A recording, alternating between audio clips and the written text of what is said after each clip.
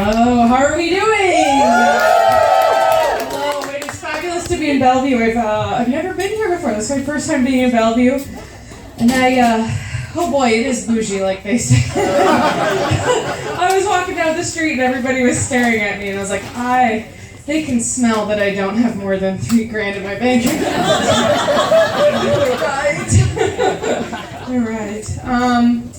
So yeah, I was walking around, thought about going to the mall, was like, I have better things to do, and just avoided eye contact of cis-het men. They were looking at me today. And, they should count their blessings that I was less stabby than normal. My name is Liz. I was born and raised in Lincoln, Nebraska. Can you tell? Can you tell by this grade A beef? I moved to Vermont when I turned 16, and then I became grass-fed. Moving to Vermont was really good for my health. It's so interesting. I came out to my mom when I was 16. I called her on the phone and I was like, Mom, I have something to tell you. And mind you, I was raised in Nebraska by two military parents, raised Catholic. I was a little nervous about how this would go. And I was just like, Mom, I also like girls. And she was like, yeah, I know. I was like, oh, okay. It's so interesting. She was so cool about me being bisexual, which I later would find out that I'm pansexual, but regardless, she's accepting of that, but not of me being vegetarian. Every time I'm sick, she's like, chicken noodle soup. I'm like, that's not vegetarian. She's like, it is. It's funny also because my father, his father, was the local town butcher. So I love just disappointing my family in multiple ways. So I identify as hairy bitch. That's my orientation, and I love it. I am 31. I know, how did she do it? I'm 31 and I've been having some serious thoughts lately, like maybe I should get a career. Maybe I should go to the gym more than never. Why did I buy a dildo that big? Did I really think I could take it all the time? I bought it when I was 23 and still believed in myself. Kind of like when you're like really hungry and you're like, I can eat it all. And then your pussy's like, I'm not that hungry. I just want an appetizer.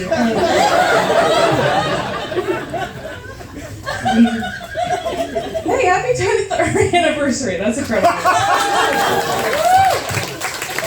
The longest relationship I've ever had with a living person is 10 months. So close to that. But the longest relationship I've really had is with my dildo. So if I do the math correctly, I was a theater major. I think it's 8 years. The dildo's 8 years old. We're strictly platonic at this point. I just tuck it into bed next to me. We read, take our CBD, fall asleep. The healthiest relationship I've ever been in. So let's see. I wouldn't say that I'm not poly. I'm trying it out. I mean, I'm currently not dating anybody, but at one point I was dating a few people. I had been monogamous my entire life. It was all I knew. And I was like, this is what you do.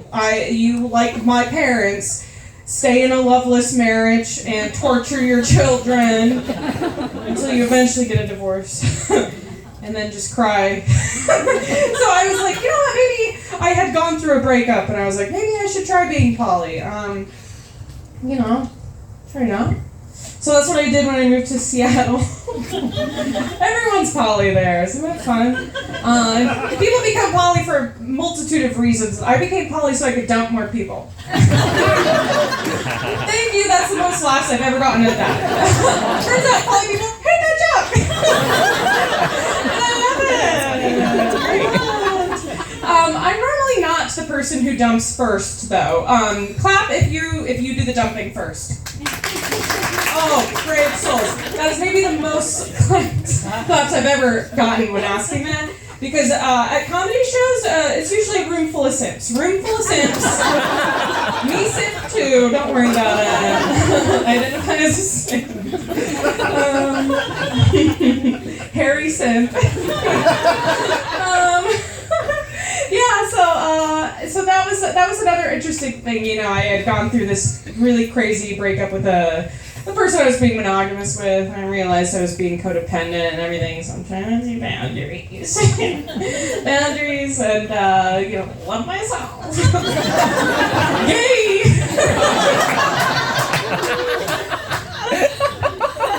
Oh, boundaries, so gay.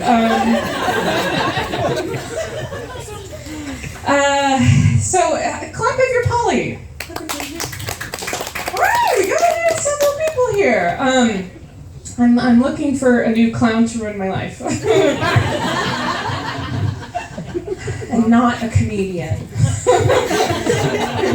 Need a different clown. I don't know. I wanted to see a bunch of different people because I had been in this monogamous relationship that obviously didn't work out. I was thinking, why was I dating a trust fund kid? Of course it wouldn't work out. I'm cool. The person is not. So we broke up, let's see.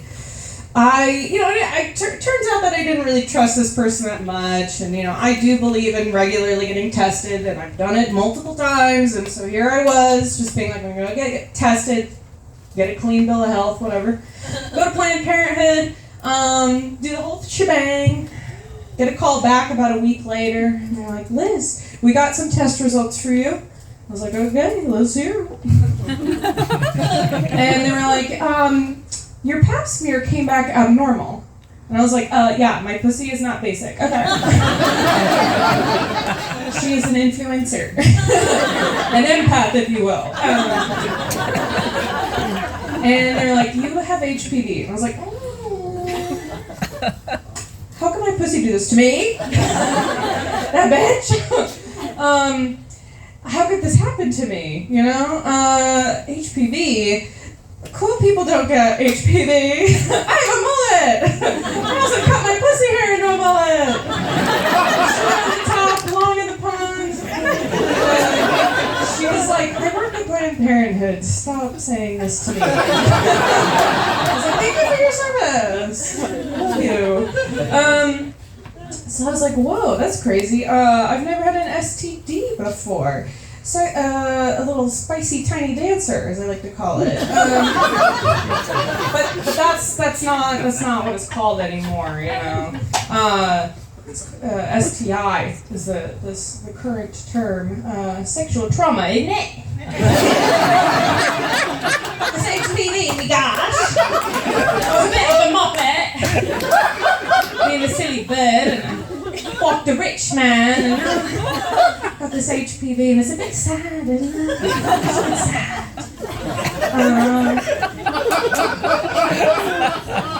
That's what I said to my therapist, and he was like, I see that you're still using your theater degree. And I was like, it's truly priceless, a theater degree. So HPV, my first STI, which stands for Hubis Pubis Vigubis, and I'm trying to take it seriously. So, like I mentioned, my therapist, I got a therapist to deal with the stress of this, and it's hard when you have a new therapist because you kind of got to give them your whole character arc, your whole backstory, bring up a lot of wounds and stuff, and so after our first session, I bared my soul to him.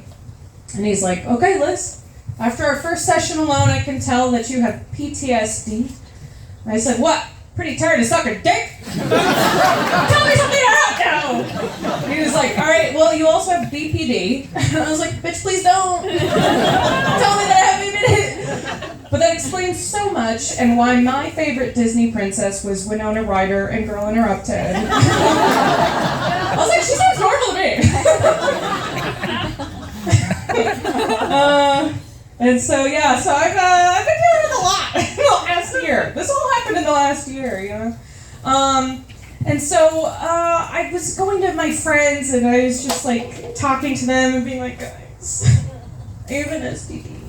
I have HPV. And those people that I told, they were like, yeah, we have HPV too. All right, going to solicit empathy from somebody else. And I go to another friend and I'm like, I have HPV. And she's like, I have herpes. And I was like, what is this? You turned 30? Does everybody's got STIs? You know, they're like, what of us?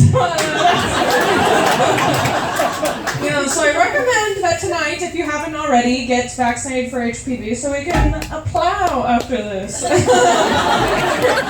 think that concludes my time. Thank you so much. My name is Thompson.